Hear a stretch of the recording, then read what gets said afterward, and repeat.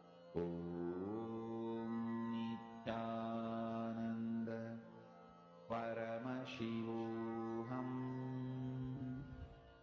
Om Nithyananda Paramashivoham.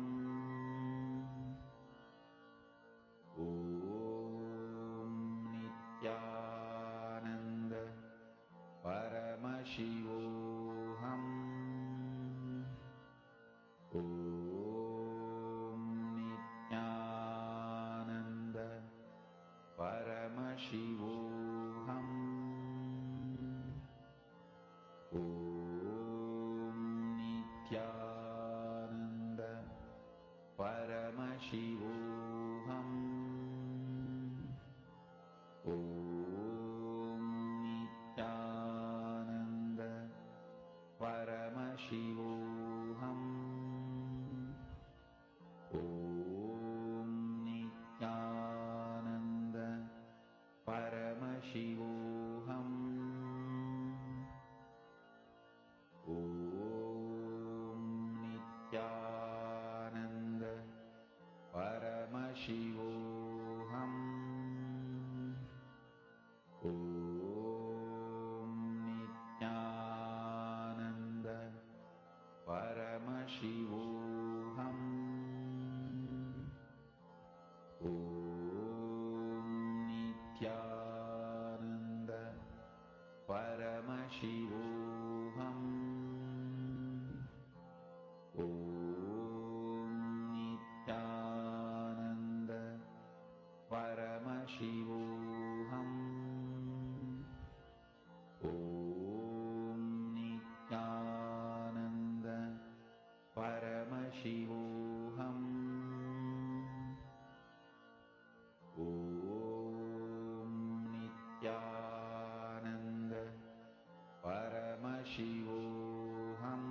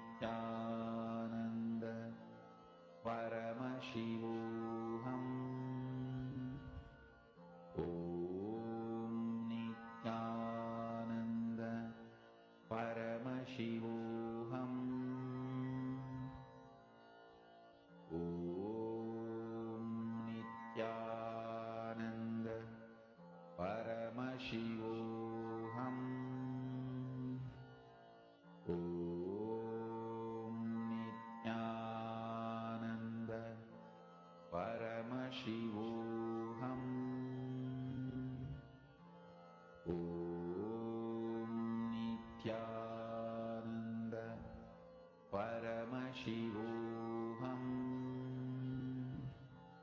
Om Nithyananda Paramashivoham. Om Nithyananda Paramashivoham. Om Nithyananda Paramashivoham. Om Nithyananda Paramashivoham. Om Nithyananda Paramashivoham. Om Nithyananda Paramashivoham. Om Nithyananda Paramashivoham. Nithyanandam. Now, as all of us are manifesting, it's time we're going to be moving to the next session. In this session, Swamiji is going to be explaining to us about how to achieve a space of invincibility through non-violence. That is all. Now listen to the session.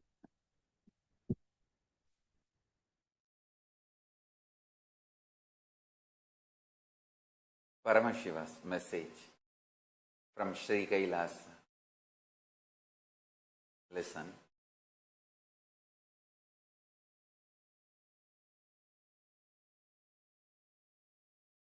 Powerfulness, strength of your core existence is your strength. Anything else you feel as your strength or the source for you or resource for you is delusion. Listen.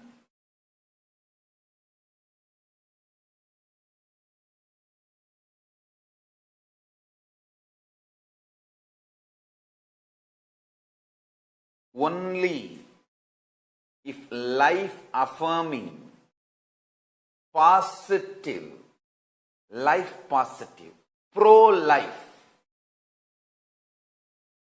sweet, cute, beautiful, loving, pro-life attitudes and aptitudes, if they infuse energy in you, life force in you, you are a God, and that strength is the permanent strength, that strength is the eternal strength, that is invincibility. Understand? Demonic strengths are not only raises your temperature, they are temporary, they don't support your consciousness. Understand? Most of the time, human beings find violence abusive. Demonic nature very charging, spicy, exciting, but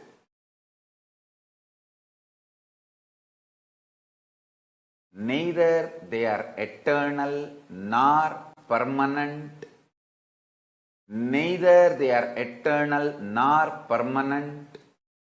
And be very clear, that feeling charged up due to the negativity, life negative attitudes, aptitudes, life negative thought currents, cognitions, life negative, anger, violence based.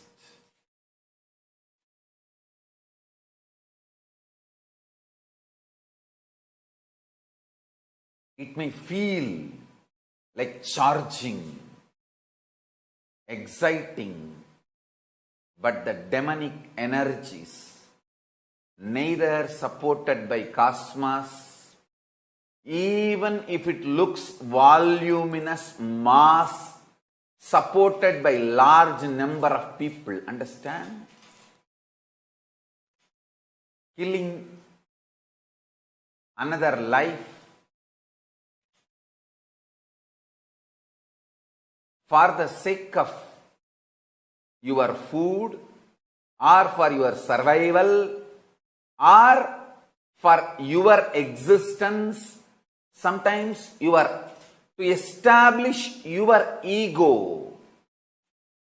You use the name of nation, name of religion, name of whatever. Understand? Whatever you may use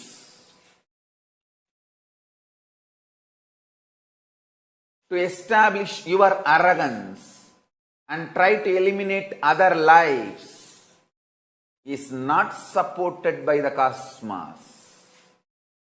Cosmos is intensely pro-life, for life to flourish, life to happen, and possibilities and powers of life to happen.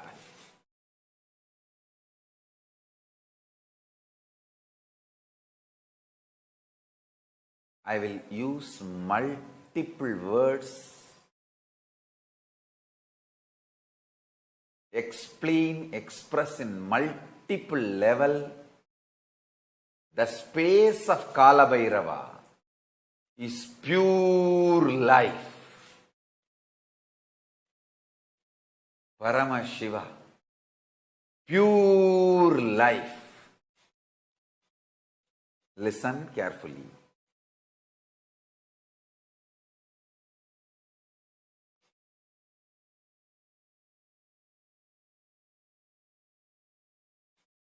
Internalize this one truth, you will understand what all you should support in your personal life, in the society, what for you should spend your time, your life, your energy, your consciousness. Never ever support any form of violence using man-made constitutions based ideas of nation or ideas of religion, ideas of social existence. Understand?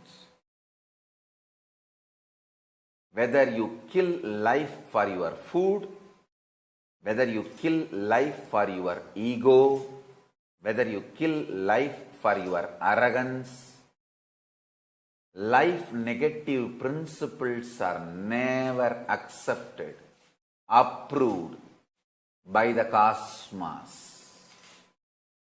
You need to understand life positiveness is like a strong nuclear force in you. I tell you. Don't feel mass is right. Large number of people are always right. No.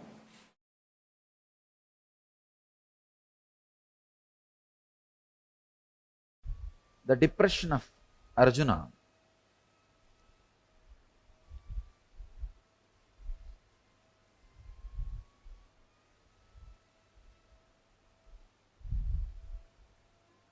I can say is almost screaming.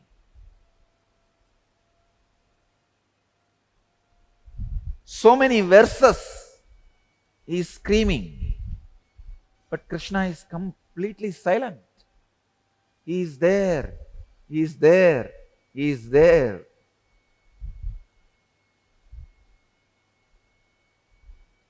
The first year of the marriage, the man speaks and the woman listens. The second year, the woman speaks and the man listens. The third year, they both speak and the neighbors listen.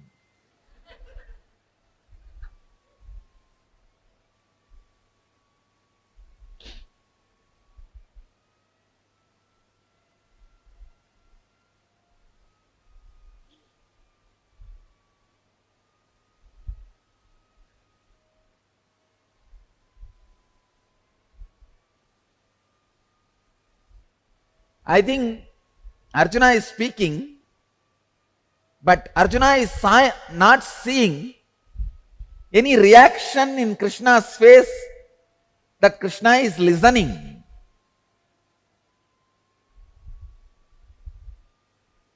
I strongly believe Krishna is not listening to the words of Arjuna. He is only looking into the depths of Arjuna with deep sympathy to understand the root of the problem. Please understand, when you are agitated, confused, your words do not express your real problem. That is why when people come and tell me their problems, when they give me a long letters, more than reading their letter, I will be looking into their eyes. I will read their problems by looking into their eyes, not looking into their letter. Because you are habitual liars.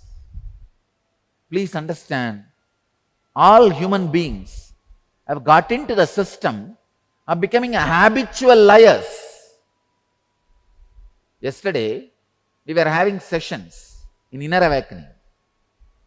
When you are challenged, when you are cornered, how you escape from situations. I was studying each one's patterns, how each one escapes, listening to their stories, incidents. I discovered one thing, 99% of the people tell lies and manipulate the situation and escape when they are challenged. And the remaining 1% told lies even to me when I asked them.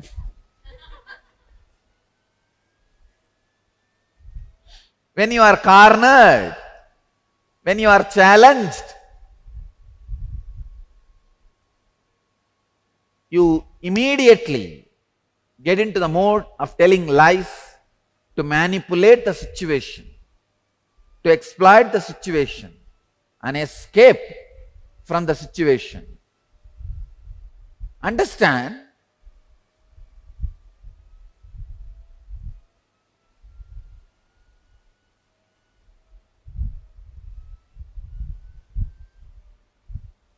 more than the words of Arjuna, the eyes of the Arjuna can reveal the real problem to Krishna. More than the letters you bring, what you bring in your eyes will show your real problem to me. That's the reason usually I look into the eyes. But people feel I am not attending to them if I read their eyes and not read their letters. So I just glance the letters also once in a while. But I tell you, I don't believe your letters. Because you have become habitual liar. Not only you start lying to others, even you don't realize you are lying. You have become such habitual liar, it becomes part of you.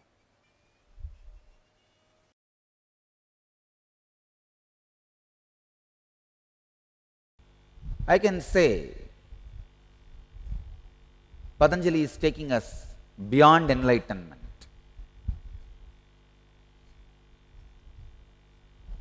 See, the spot where your mind explodes into a non-assemblable manner to pieces in such it can never be again assembled in the same old way. That moment, that spot, that experience is what I call enlightenment. But Patanjali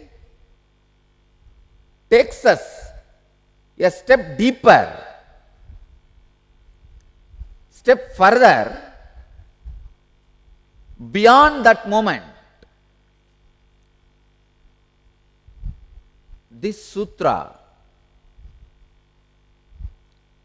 is throwing light beyond what we call enlightenment. Patanjali says, even when the enlightenment, explosion of the instrument called mind happens in a way you can never assemble it back again as it was. Please understand. The conscious explosion happened in me. Explosion happened in me at the age of 12. The mind has gone to that pieces, that number of pieces. I can never bring all the spare parts and assemble it back. It got dismantled in a way it can never be assembled back.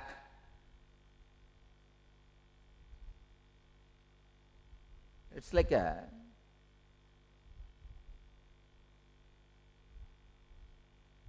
somebody's body is burnt and the ashes have been taken to different oceans and put in the ocean, and whatever is put in the ocean is eaten by some sharks and over. Now, can you get all those particles back, put it together and make the body back?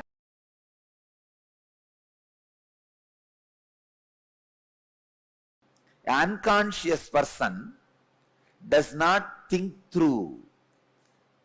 So whatever is the flow of life for him is crime for society. For a conscious person, whatever is flow of his life, like he wakes up, morning he goes to the job, works in his office, goes for lunch, comes back again, works in his office, comes back to sleep. Whatever is his course of life, the happening, it is part of society, the flow of society. If you ask him, why are you doing this? He says, that is the way life is. It is like a common understanding. If you are a girl, the moment you are 25, get married. If you are a boy, the moment you are 27, get married. Of course, what I am saying, age is a city limit, city age limit. In the villages, it is much less. When thousands of miracles are happening around me, I tell you, I promise you, I don't do anything. It is the happening for me. People come and tell me, Swamiji, I came to Kalpataru, I did not have kids for 20 years, I asked your blessings. In 1 year I am having the child. I am so happy. When I see the surprise in their face, I understand. So you fellow, you came without any trust or faith. That is why you are surprised. Because when people come and tell me, I don't get surprised. When you come to Kalpataru, when I am in that samadhi, whatever I say naturally comes true. It is the happening for me. What is there in that to be surprised? But when these guys are surprised, they think I'll be very happy. See, I don't take myself for granted. I enjoy the devotion component of you reporting. When you come back and report to me, I did not have a child for 20 years and you blessed me in the Kalpataru, now I have a child. Your gratitude component I enjoy. There is a gratitude part in that. That I enjoy. But the surprise part I don't enjoy. Understand? I never enjoy the surprise part. It means what? See, if there is a gratitude component, you have a devotion. Yes, I did not have, I asked you, you gave me, I am grateful to you. But if there is a surprise component, I'll just turn my face and walk to the next person. Because I don't feel surprised. But when you come back and report, when I see gratitude, I'm very happy. I don't take myself for granted. I see the gratitude part. I do enjoy the gratitude part. But if there is a surprise part, then you did not comprehend or have deep trust. That is okay. All I wanted you to understand, just the happening, ordinary happening for me becomes miracle for you because of the consciousness established in the superconsciousness. Because it remains in the superconsciousness, in the highest intelligence, the supreme being, even the happenings are celebrated as the miracles. Bhagavan is very clear, Krishna is very clear, he uses the word ihaiva taihi chitavas sargaha esham samye stitam manaha nirdosham hi samam brahma tasumat brahmani te stitaha. Here in this world itself, the nature is surpassed by them whose intelligence remains established in Supreme Being. See about Trinyana Sambandhar, 292nd Guru Maha Sannidhanam asked me a question in Akashic reading. He put a question to me in the Akashic reading for Kalabhairava.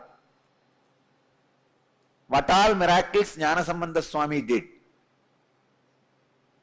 The Akashic reading I read out 78 times he broke the nature, law of nature.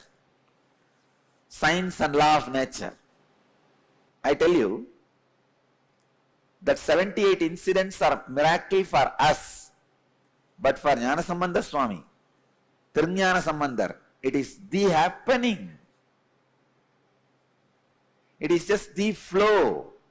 Because he is established in the superconsciousness, the nature is surpassed by them whose intelligence is established in Supreme Being. Ihaiva taihi jitaha sargaha yesham samye stitam manaha. 78 times nature would have tried to cross him and he crossed it. That's all.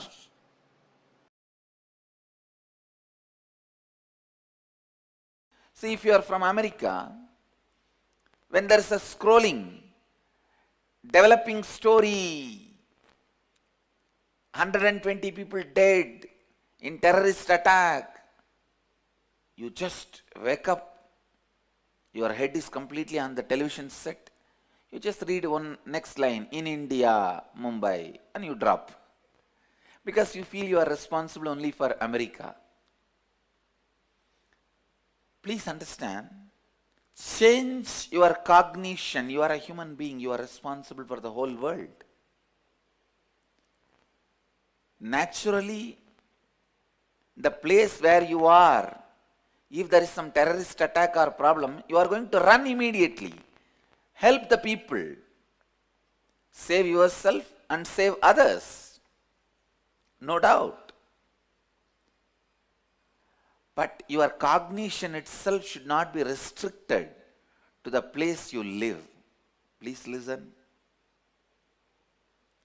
Your cognition itself should not be restricted to the place you live. Please understand, your cognition should be responsible for everything. You should cognize you are responsible for everything. Feeling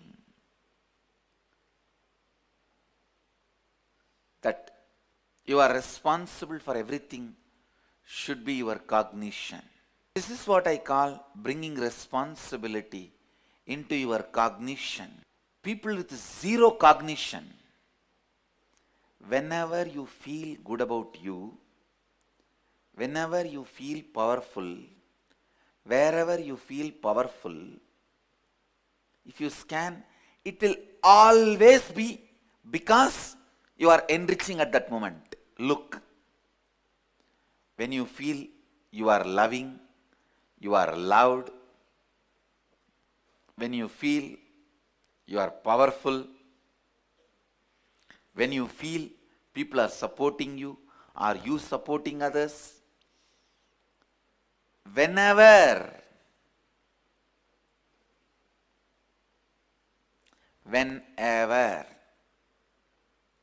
you feel powerful, whenever you feel energetic, alive, look into your life. Please understand.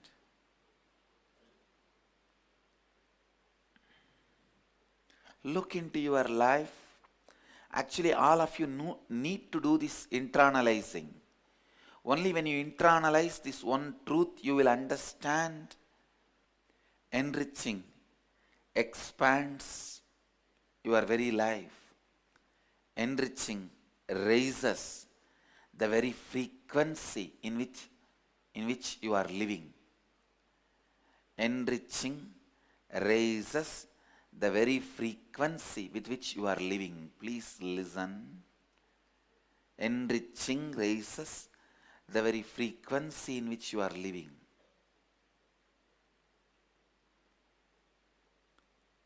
In every possible way, bring enriching into your whole life. Sit and think through. Is your whole day actions are enriching? If you are doing morning yoga, don't stop with it. See to it you are teaching somebody along with you doing. From that start, see whether your whole day is enriching. Whether your whole day is continuously for others. Please listen. Whoever lives with the truth, life is for others, lives the best life. And one more thing, please listen.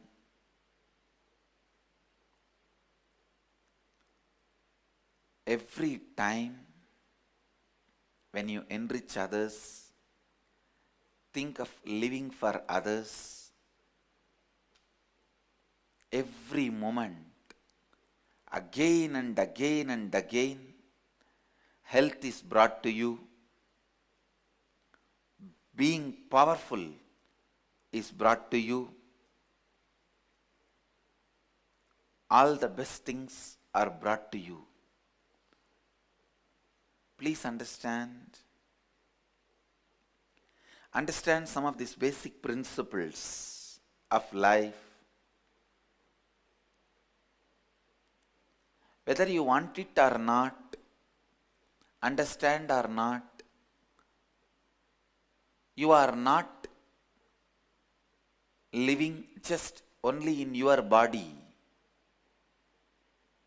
If you think you are living only in your body, you live a very poor life, with a very poor cognition, with very low cognition, with a very immature cognition. That's the right word I'll use.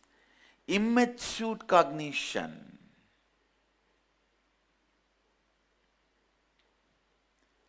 Don't mess up with your life by living a very poor cognition.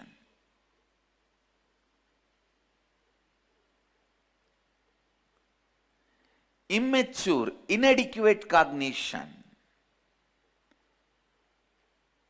Thinking you are living only inside your body is the most immature, inadequate cognition. I tell you, that is the root of all the evils in your life. Whether it's a disease or depression, starts you thinking you live only in your 6 feet body. Anything, find the source and complete all the evil things in your life. The source is the idea you live only inside your 6 feet body. Please understand. If you think you live in the body of some 6-7 people, you become a head of a family. If you think you live in the body of some 100 people, you become a head of a community. If you think you live in millions of people, you become head of a society. Cognition of who you are decides the expansion or destruction.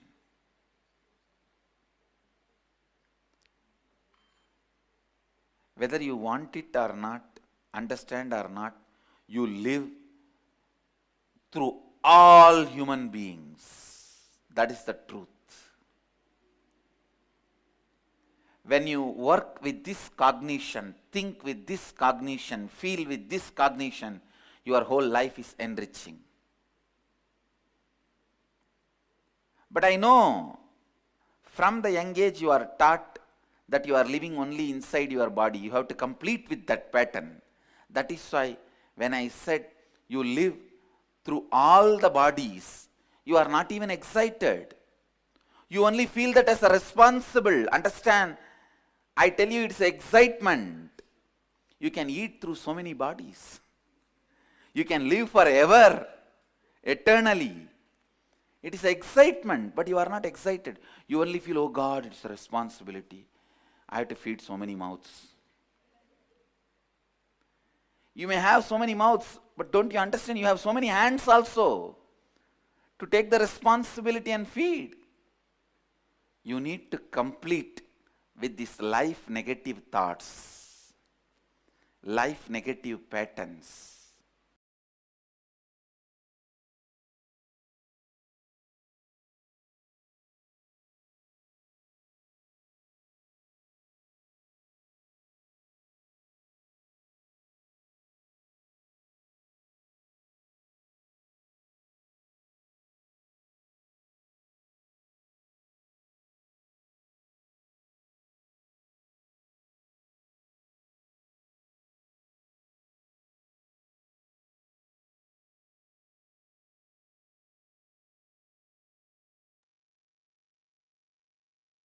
Swamiji reveals such an important truth. Non-violence is the real thing, that it is non-violence that gives us a real invincibility. Because with non-violence, you manifest that beautiful space of Paramadvaita Anubhuti. Right? And this gives us all such an important experience to manifest. Now, what Swamiji has revealed about invincibility. When the powerfulness, the strength of your core existence, you will identify all the delusions that you start building, all the life negative cognitions you build. Understand, only if life affirming positive, life pro, or the beautiful, loving attitudes, if they infuse energy in you, life force in you, you're a god. That strength is permanent strength. Whenever you feel good about you, whenever you feel powerful, if you scan, you'll always be enriching. Just scan, look back in your life. Take a few minutes. See in your life all the moments where you scanned. Just identify. If you identify, you will see clearly how those were the moments you were actually experiencing that space of enriching. You are actually enriching another person. Just take 5 minutes, identify. You'll be able to clearly see it.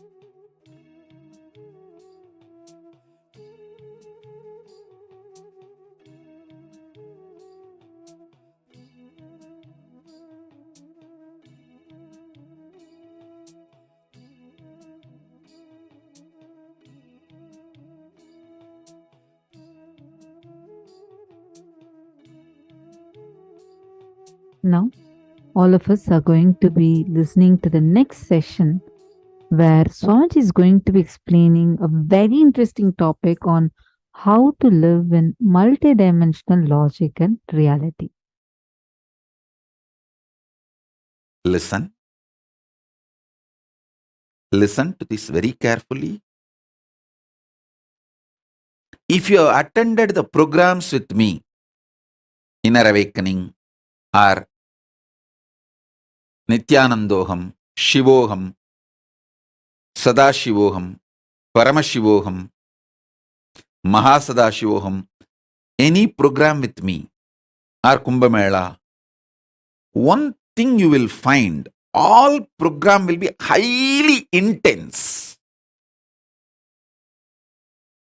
10 days what you do in your normal life, you will be doing it in one day. I tell you, that lifestyle, if you make that as a lifestyle, so many wonderful things will happen to you. Take up 20 projects. Do one part-time business. Do one part-time job. Take up one Sangha project very responsibly, KAILASA project, and deliver it. Take up something as your spiritual commitment to KAILASA.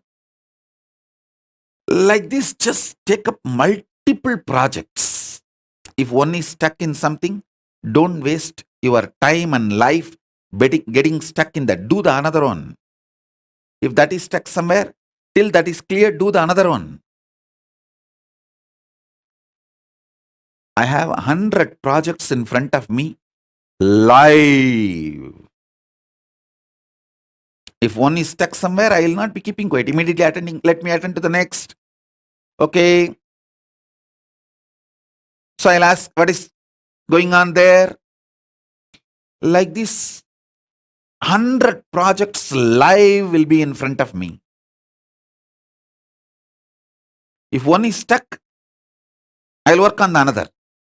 If one is stuck, I'll work on the another. Whoever is involved, interested in this kind of a lifestyle, I keep them directly connected to me. If you are directly getting instructions from me, the team, the 100 projects team, then be very clear. You are verily part of me. I tell you, you also build your life like this.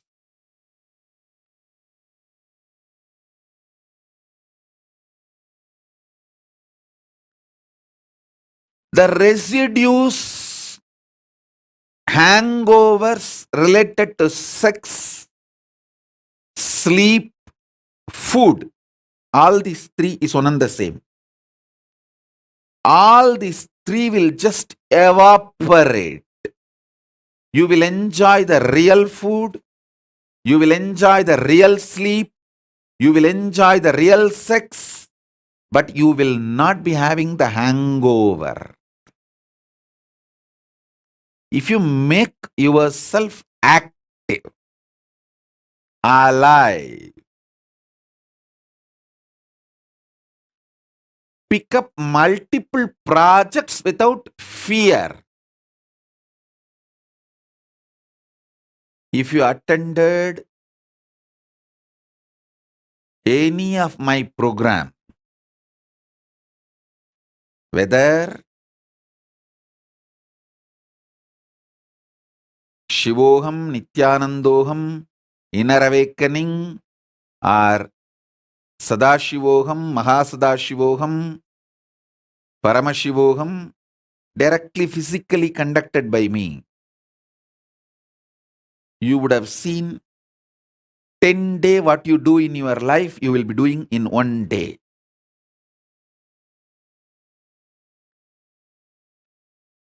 That is the lifestyle You should start making it as part of you. Understand?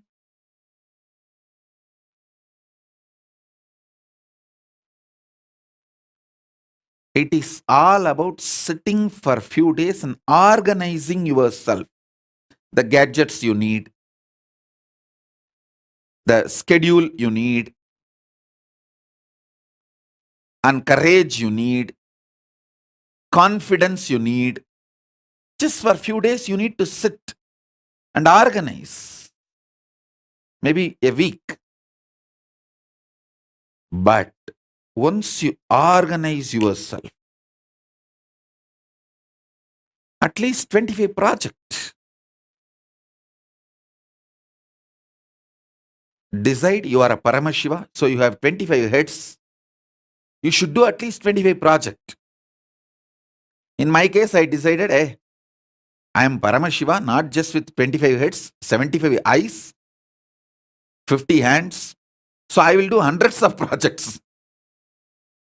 You guys start at least with 25 projects. Every day there should be minimum of 25 things to do. Don't try to cheat yourself. Oh, going to restroom, one project. Washing, that is another one project. Don't try to cheat yourself. A solid projects which will give the result with a 2 or 3 months end, which you will be able to complete it in next 60 days to 90 days. Like that, take up some 25 projects. This multi-dimensional activism will remove brain fog, stomach fog, the veil you put on yourself. Most of you have arrested yourself with your fears, destroyed your life with your selfishness. Extreme selfishness. That's the right thing. I'll use the word. Extreme selfishness. You think, oh, if I do all this Sangha work, I may not have time for this, my personal work. I tell you, do Sangha work, KAILASA work, you will see how much inner space expands and the kind of a training, understanding, everything you have.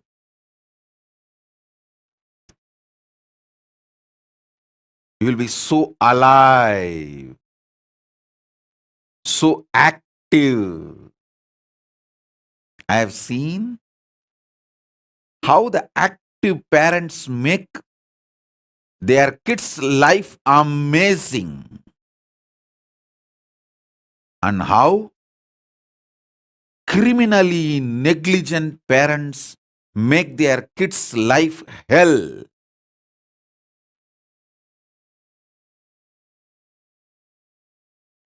These criminally negligent parents teach the same cunningness to their kids. Oh, if you do this, you will be just exploited and taken for a ride and you won't have time for your personal things. Stupid. I tell you, this active lifestyle takes away tons of sufferings.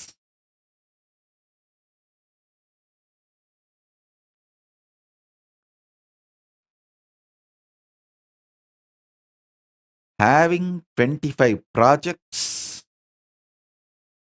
living it is the definition of my disciple.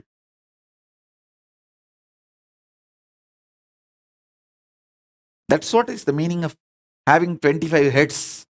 Paramashiva. At least each dimension does one project, moves. This, and constantly moving.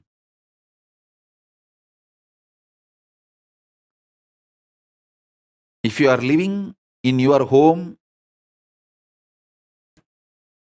In the 25, at least 5 should be related to your wealth generation.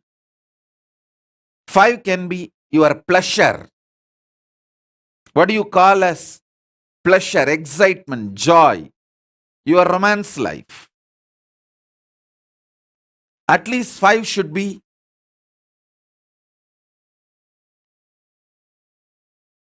your family and teamily related.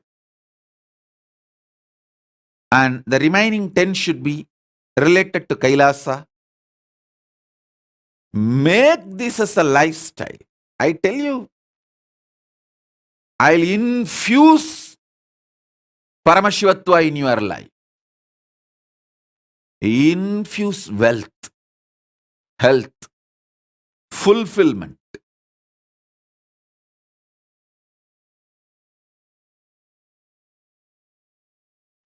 What you do normally in 10 days, make it as a 1 day life.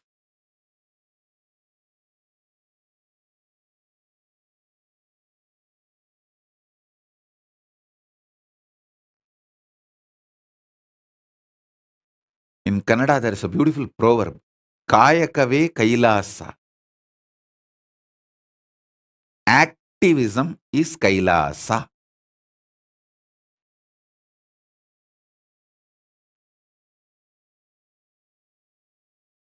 Make the life active.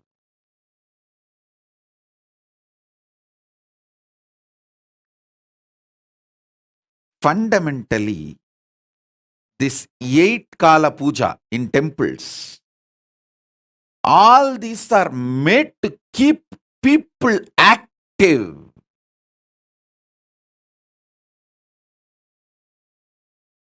This 8 Kala Puja, 6 Kala Puja, all this, I tell you, any of our temples starts doing 8 Kala Puja a day, the whole people, the ecosystem connected to the temple will be flourishing because they will all learn this Paramashiva lifestyle. Listen, I have done thousands of attempts. I succeeded millions of times. I have done thousands of attempts. I succeeded millions of times. I might have failed hundreds of times. You may not understand this calculation. How? 1,000 attempt, hundreds failure means, 100 failure means then it should be 900 success. That is what is your logic.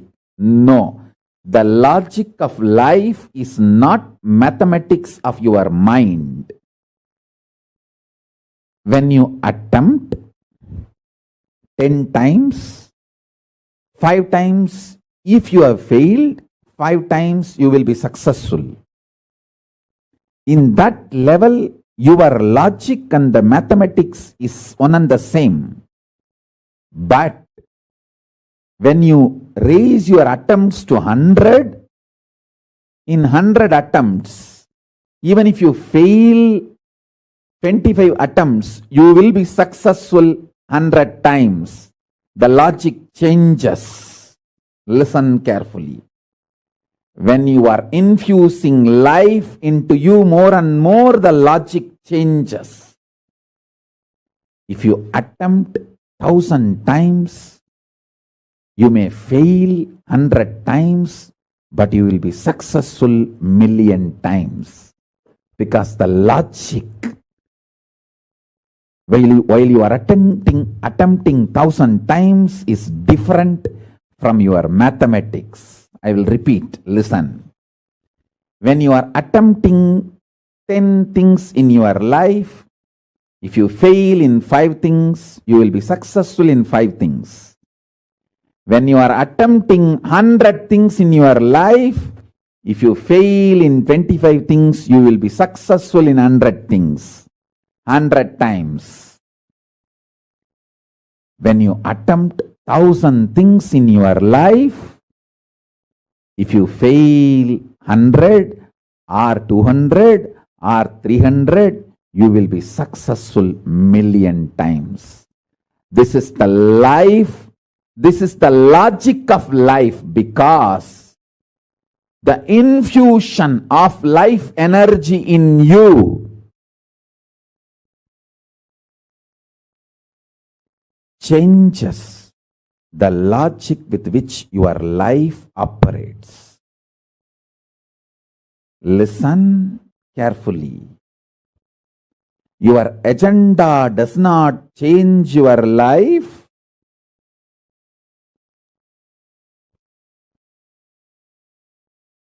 Your consciousness changes your life. I am here to change your consciousness. Stop attempting 10 times. Stop attempting 100 things. Start attempting thousands of things simultaneously, spontaneously, intensely, continuously. Understand this logic of life. I know clearly what I am supposed to manifest and create. My focus, and I can see every day I am infused with more and more Lakshmi. Because my Lakshya is right, I am intensely showered with Lakshmi. To all my followers and disciples, I give you this as a commandment. Thou shalt try multidimensional, multiple atoms, multiple actions, multiple level, consistently, continuously, intensely, spontaneously, again and again and again. This is the law of Srishti, manifestation. For all my disciples, followers,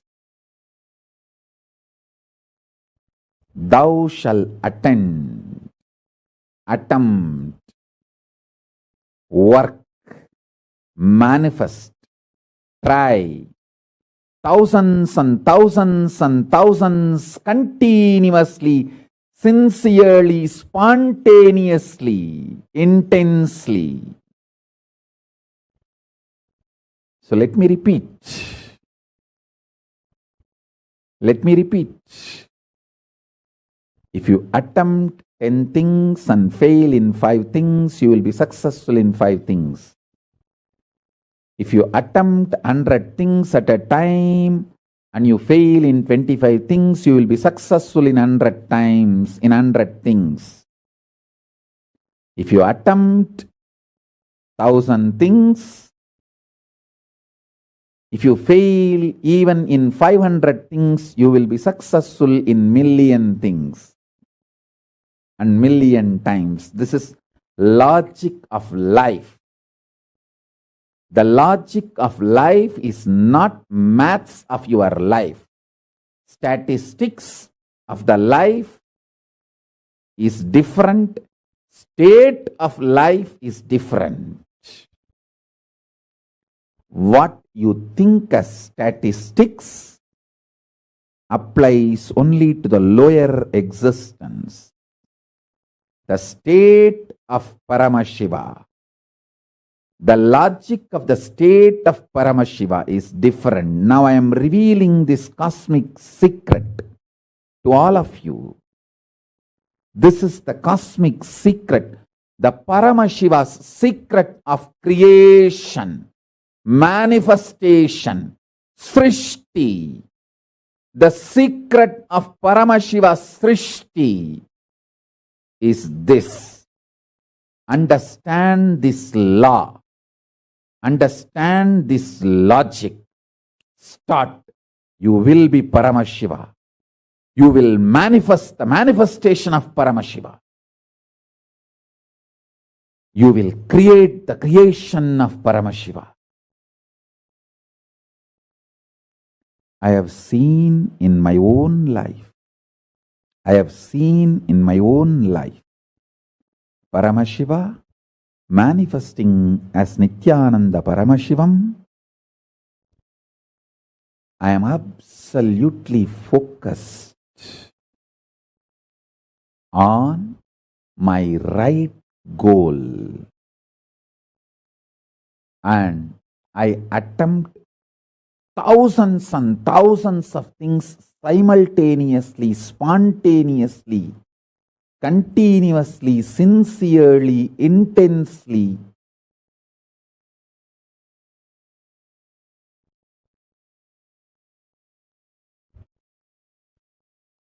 Uncompromisingly.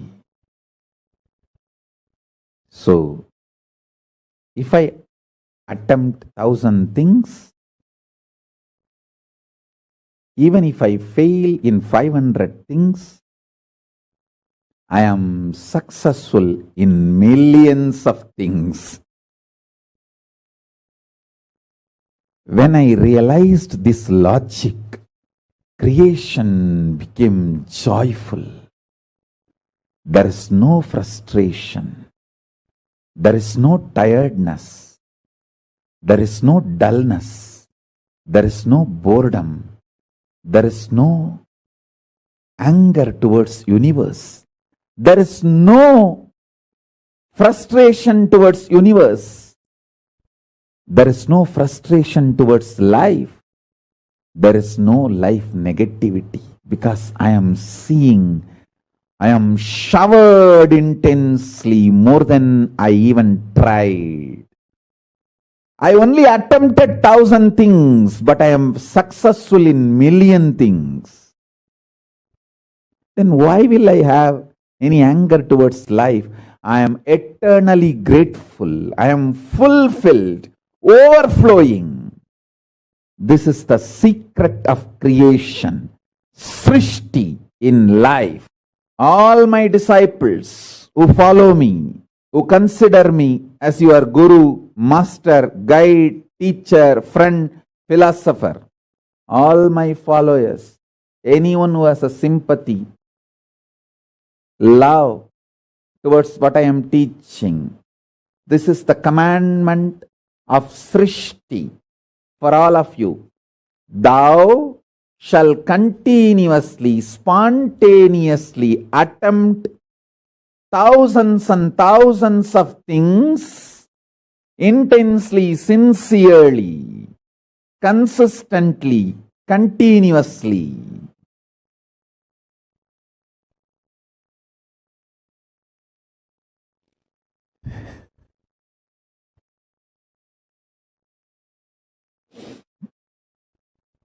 I am revealing how the macrocosm functions, Paramashiva's truth, cosmic truth, and how I manifested in this incarnation as Nithyananda Paramashivam. When you know this too, you can just internalize this and manifest it as Paramashiva in you. In every level.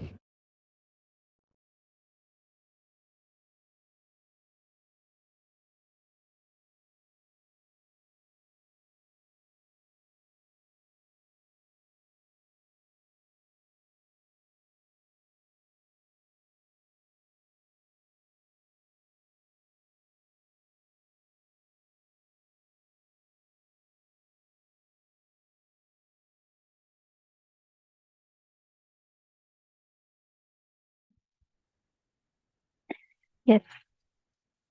Today we have learned about such important truths and revelations from Swamiji, and hope all of you had a wonderful time understanding these unique secrets of how you can achieve invincibility in your inner space. Hope you all enjoyed today. Tomorrow is a very, very important day. Tomorrow we are going to be learning how to transcend death, how to go beyond the fear of death itself. Do not miss tomorrow. Please be there. Make sure you are there on time. Experience a very powerful death meditation process tomorrow and the Vishesha Diksha. So we thank all of you for being here today. And this brings us all to the conclusion of our day today. Let us conclude with the Purna Mantra. ॐ पूर्णमदः पूर्णमिदं पूर्णात् पूर्णमुदच्यते पूर्णस्य पूर्णमादाय पूर्णमेवावशिष्यते ॐ शान्ति शान्ति शान्तिः हरिः ॐ तत्सत् सर्वं भगवत् Shri Nityanand Paramshiva पादुकार्पणमस्तु नित्यानन्दम्. Thank you all. Thank you so much, Nithyanandam.